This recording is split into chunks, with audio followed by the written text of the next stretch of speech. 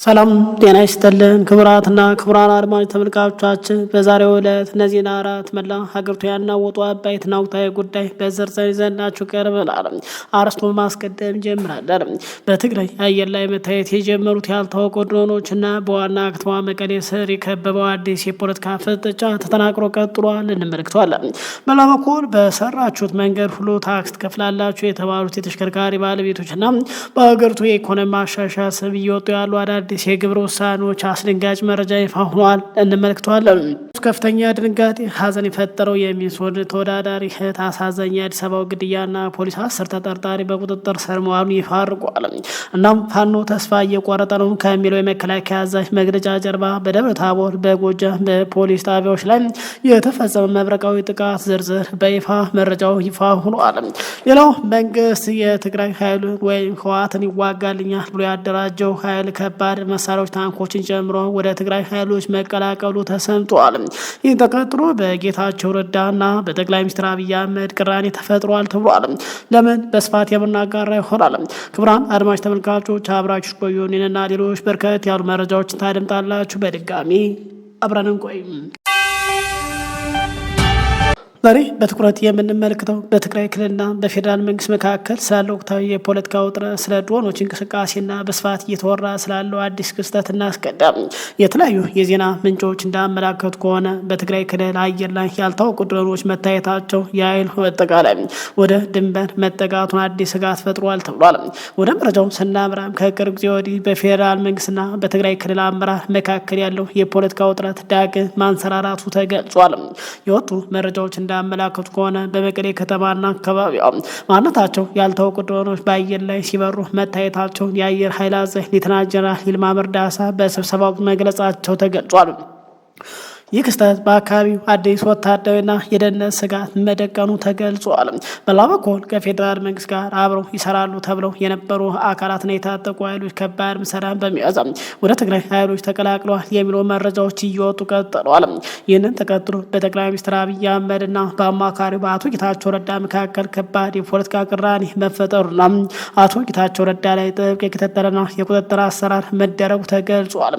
ጠቅላይ ሚኒስትሩ በተለይ በጌታቸው ረዳ በኩል ሳልካድ አልቀረውም የሚል መመሪያ ሰጥቷል ተብሏል። የአካባቢ የፖለቲካ ተንታኞች እንደሚያስረዱት ከሆነ ከሁለቱም ወገን የሚደረግ የኃይል ዝግጅትና የቃላት ምልልሶች የፕሪቶሪያ ሰላም ስምምነት ሙሉ በሙሉ እንዳይነዱት ጥንቃቄ ያስፈልጋል ተብሏል። ማህበረሰቡ ዳግም ወደ ሌላ አስፈላጊ ግጭት እንዳይገባ የሰላም ሂደቱን ማጠናከር እንዳለበት ጥሪዎች እየቀረቡ ይገኛሉ።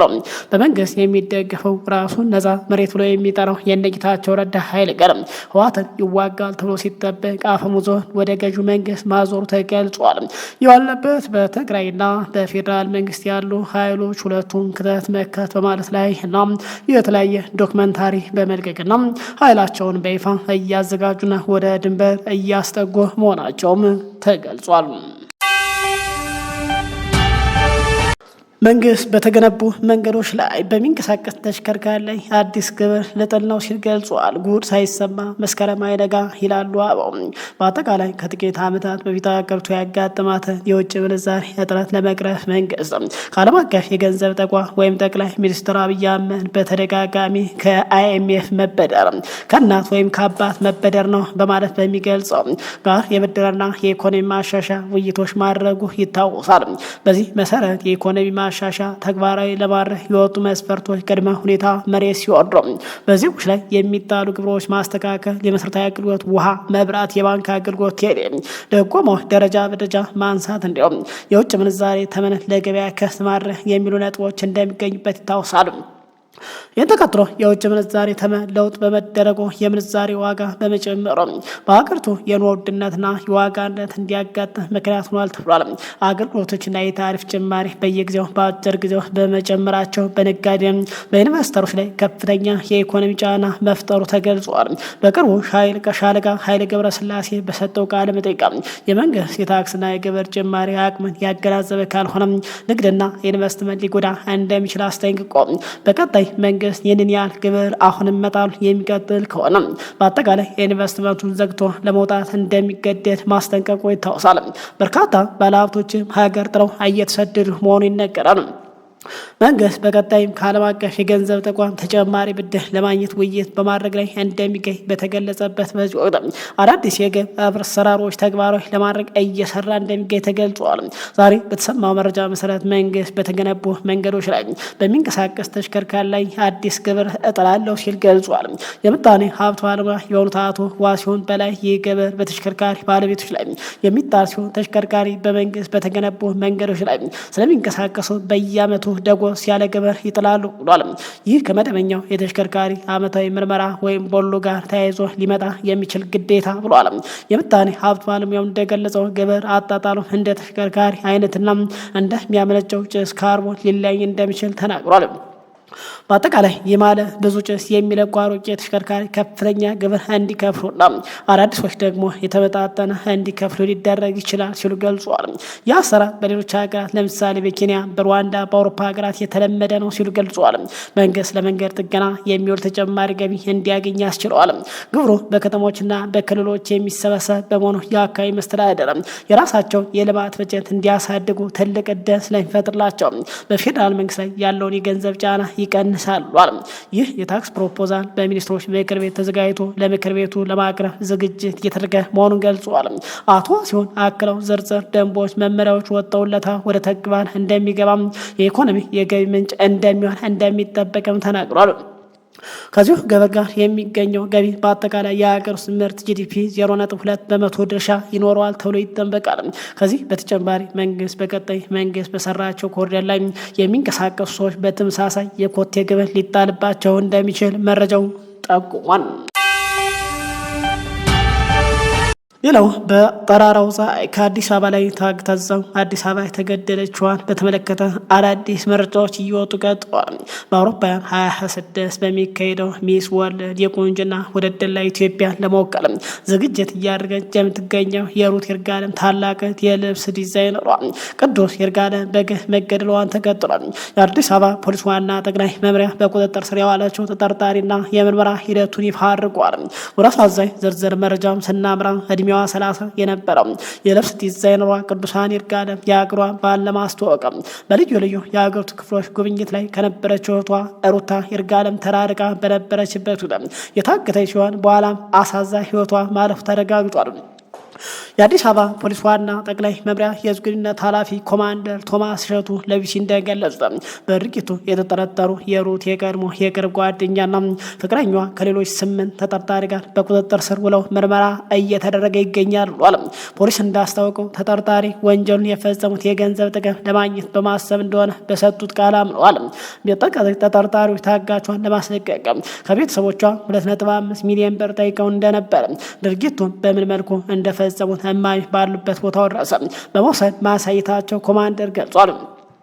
የሚስ ወርልድ ኢትዮጵያ አዘጋጅ ተወካይ አቶ አበባው አበበ እንደገለጹ ዋናዋ ተጠርጣሪ ከ9ኛ ክፍል ጀምሮ የሩት የቅርብ ጓደኛ የነበረችና ከቤተሰቡ ጋር የምትተዋወቅ ብትሆንም ከቅርብ ጊዜ ወዲህ ግን ግንኙነታቸው ተቋርጦ ነበር ብሏል። ሆኖም አርብ ሐምሌ 10 ቀን 2018 ዓ.ም በሌላ ሰው ስም በመደወልና የንግድ ዕቃ ልግዛ በሚል ምክንያት ቅዱሳን ቀጥራ ወደ ተከራየችው ቤት በመውሰድ እገታውን ፈጽመዋል ብሏል። ተጠርጣሪዎቹ አሳዛኝ ድርጊት ከፈጸሙ በኋላ ቢሆንም ለቤተሰቦቹ ደውለው ገንዘብ መጠየቃቸውን ቀጥለው እንደነበር የምርመራ ሂደቱ አመላክቷል። ይህ አሰቃቂ ድርጊት በሟች ቤተሰብና በሙሉ ሀገሪቱ ላይ ከፍተኛ ሐዘን የፈጠረ ሲሆን በሚስ ወርልድ ውድድር ሀገሯን የምትወክለው ሩት ይርጋለም በእህቷ ሞት ምክንያት በከባድ ሐዘን ላይ ትገኛለች ተብሏል። ሩት በመጪው ነሐሴ 3 ቀን 2019 ዓ.ም በሚጀምረው ከ170 በላይ ሀገራት በሚሳተፉበት ውድድር ላይ ለመሳተፍ ወደ ቬትናም እንደምታቀናም ተገልጿል። ይህ ብቻ ሳይሆን ባለፈው 6 እና 7 ዓመታት በመላ ሀገሪቱ በተለያየ ቦታ አንድ ሙሉ መኪና ታግቶ ጠፋ። በርካቶች ታግተው ህይወታቸው አለፈም። በርካቶች ሚሊዮን ከፍለው ተለቀቁ የሚል ዜና አዲስ አለመሆኑም ይነገራል። አማራ ክልል ግጭቱ ከምንጊዜውም በላይ ተባብሶ ቀጥሏል ተብሏል። መንግስት ያለውን ሰራዊትና የክልሉ የጸጥታ ኃይል በማሰማራት በአማራ ክልል ግጭቱን አባብሶ ቀጥሏል ተብሏል። በተለይ በድሮን ታግዞ እየተደረገ ያለው ውጊያ ተባብሶ ሲቀጥል ከሰሞኑ አንድ ገዳም ላይ በአጠቃላይ በተፈጸመ ጥቃት በርካታ መነኩሳት መሞታቸውና አጠቃላይ ገዳም መውደሙ ይታወሳል። ይህ ባለበት ጀነራሉ ፋኖ ተስፋ ቆረጠ ሲሉ ገልጸዋል። የሚያስታጥቃቸውም ተስፋ እየቆረጠ ነው ሲሉ የፋኖ ኃይሎች ግን ድል በድል እየሆኑ መግለጻቸውን ይፋ አድርጓል። በአማራ ክልል ተጀምሮ አራተኛ ዓመቱን ያስቆጠረው የታጠቁ ግጭቶች የደህንነት ስጋት አሁንም በከፍተኛ ሁኔታ ቀጥሎ ይገኛል። ከሰሞኑ በክልሉ የተለያዩ ቦታዎች በተለይ በጎጃም በጎንደርና በወሎ አካባቢ አዳዲስ ወታደራዊ እንቅስቃሴና ግጭት መካሄዳቸው ተገልጿል። በአንድ በኩል የመከላከያ ሰራዊት ከፍተኛ ወታደራዊ መኮንን በክልሉ ከተሞች ከህብረተሰቡ ከዞን አመራር ጋር ስብሰባዎችን እያካሄዱ መሆናቸውን ሲገልጹ፣ በሌላ በኩል ደግሞ የፋኖች በደብረ ታቦር በነብሲ ሳር ምድርና በሌሎች አካባቢ አዳዲስ የተቀናጀ ኦፕሬሽን በማካሄድ ላይ መሆናቸውን ገልጿል። በአማራ ክልል ያለው የግጭት መልኩን እየቀየረ በሚገኝበት በዚህ ወቅት የመከላከያው ከፍተኛ ወታደራዊ መኮንን በየዞኑ ከሚገኝ አመራር ጋር ውይይት እያደረገ መሆኑን ገልጿል። የፋኖ ኃይሎችን በተመሳሳይ በሚያስተዳድሩት ግዛት በርካታ በደብረ ታቦርና በነብሲ ሳር ምድር አጠቃላይ በተደረገ በነዚህ መካከል ደግሞ የምስራቅ አዛዥ እስካሁን ባለው መረጃ በአሁን ብሔረሰብ አስተዳደሩ የተካሄደው ስብሰባ የመውታቸው አልፏል። 50 አለቃ ታደሰ የተባሉ የሚሻላ በርካታ ሚሊሻዎች ህይወታቸው አልፏል። 8 ሚሊሻዎችን ቆስለው ሆስፒታል ገብተዋል ተብሏል። በሩጃው ከተረመሰሱ ቁልፍ የመንግስት የጸጥታ አመራሮች መካከል ጠንካራ በዞን አስተዳዳሪ ኢንስፔክተር አሳልቃም የልማት መጀመራቸውን አስታውቋል። ጀነራል ማያድማተና ሻለቃ አዛዥ ተስፋ እየቆረጡ መሆናቸውን የፖሊስ አመራር ኢንስፔክተር የሚያስታጥቁ አካላት ጀማል ተመርጠዋል።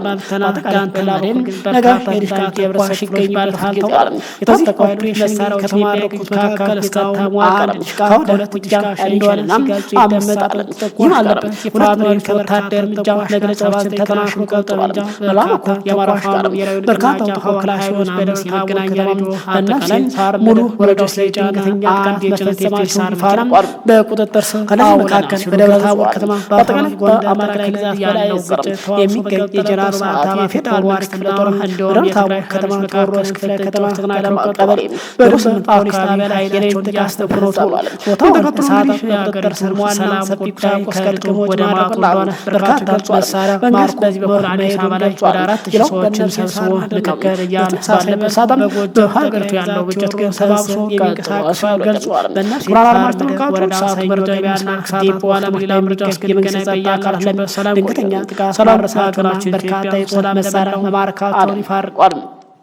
ሌላው በማዕከላዊ ጎንደርና ጎንቻ ሲሶነ ሲያም በተጨማሪ በማዕከላዊ ጎንደር አርማጭ ወረዳና በጎንቻ ሲሶነ ሲያካይ በሁለቱም ኃይሎች መካከል ከፍተኛ የሰዓታት ውጊያ መካሄዱንም በሁለቱም ወገን ከፍተኛ ሰብአዊና ቁሳዊ ኪሳራ መድረሱ ተገልጿል።